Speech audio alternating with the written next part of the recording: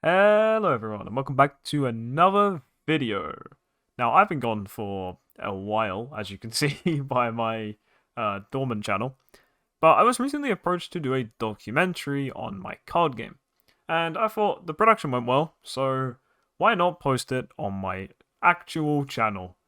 And yes, this will be me actually coming back. Yes, I know the last video was me coming back and then I left, but I will actually be returning. So without further ado, play that intro.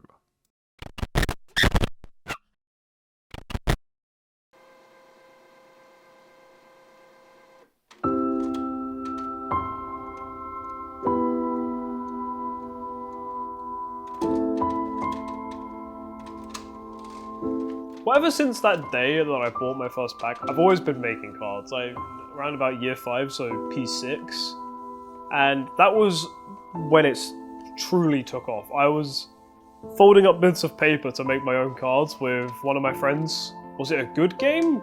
By no means, but we didn't care. We played it because it was ours, and it was fun to play something that we'd actually made.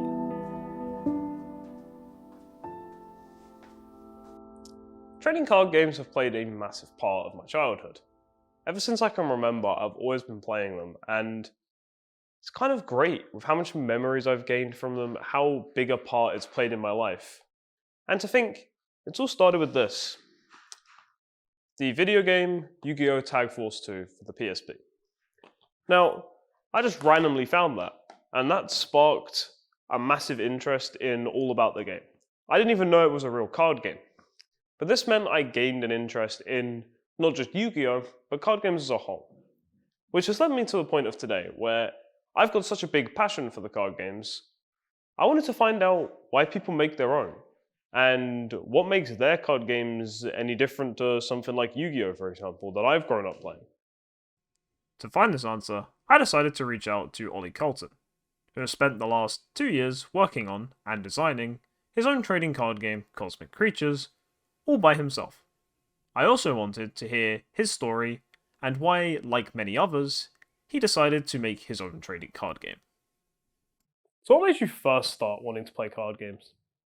So I remember I first started playing card games when I was around about 8, and my dad decided to take us, we went to a toy shop, so Toys R Us, and by the checkout there's these like plastic containers. Ever since then, I've just always wanted to collect the cards. Not even just Yu-Gi-Oh, just cards in general. Like, I remember I'd buy Magic cards, I'd buy Pokemon cards, there was a card game called Vanguard as well, which I bought cards for, which no one played. It was actually kind of funny that so little people played it that I didn't even know the rules when I played the game. So, with that in mind, what made you decide that you actually wanted to play your own card game? Well, ever since that day that I bought my first pack, I've always been making cards. I remember in primary school, I started a trend of me constantly wanting to play really bad card games. And I think the craze sort of started when around about year 5, so P6. And that was when it truly took off. I was folding up bits of paper to make my own cards with one of my friends, and he and I started this sort of trend that was it's a really weird trend that by the end of the year at our primary school that we went to, they would put on films because we had done all of like the education stuff. And instead of watching films, we would sit at the back of the room making these card games that they were just top jumps, and I just really enjoyed playing them. Like ever since I remember, I've been playing card games. It's all I've been doing. I've always wanted to make them. I've always been playing them. And to have this game that all of my friends were playing that I made, it felt so cool. And yeah, was it a good game? By no means. But we didn't care. We played it because it was ours, and it was fun to play something that we'd actually made. So, when it came to making your own card game, how did you first get started? I didn't grow up with many friends, so I started playing card games by myself, and I went, well, if I'm playing by myself, I can make my own rules. So I would take these Yu-Gi-Oh cards, the random Magic cards that I collected, and I'll put them together, and I managed to make my own sort of card game, which was It was similar to an online game me and my brother played called Yu-Gi-Oh! Bam, which it had the same like layout, it had the same damage from a different card game, and it was just a combination of all these my favorite parts of card games that I played. And it was nice to just play this sort of Frankenstein's monster. And then I went, well, I have Photoshop, so what's stopping me from making my own artwork? I mean, I've always liked creating my own stuff, so why not just do it again? It wasn't a struggle for me. I personally enjoyed making my own stuff a lot.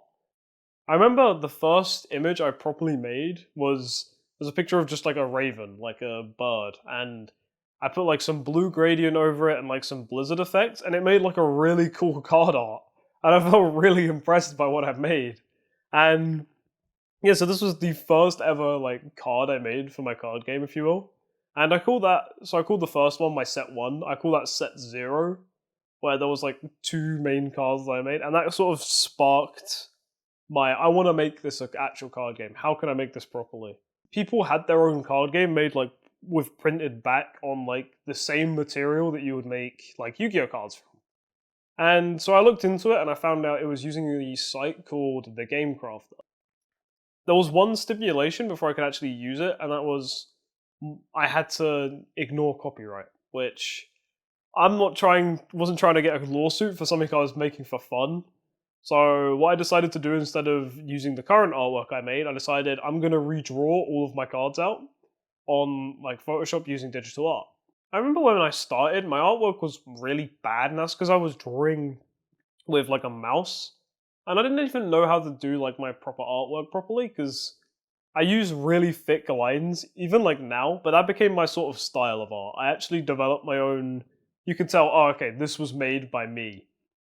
And that I like having my own, okay, you block colors, it uses very bad shading. And it became, I have my own art style, and that was really made me excited. And I couldn't be any happier with the fact that I made the switch to drawing my own stuff rather than just using pictures. So, are you happy with how your card game came out, or is there like any massive things you would change? Oh, absolutely. I couldn't be any happier with my result. The fact that I came away with my own card game, it was so special to me. The fact that I can open up my own packs, the fact I have my own game with my own rules, it is just so cool. The community that I found through making my own card games, the support I got, every aspect of making my own card game was so enjoyable. It's second to none. It's the only real reason that I actually know what completing a project is like, because I've always wanted to make my own thing, but this was the first time I actually made my own thing and fully stuck to it. So, in terms of like making a card game, is there any like message you would give, or even like just for playing a TCG, is there any message you would give to like sort of ease the nerves of starting it off? Most of the formula I used for it was just whatever makes you happy. If you put your heart into, it's the case with any project, as a matter of fact, if you put your heart into anything, it will always be good, no matter what.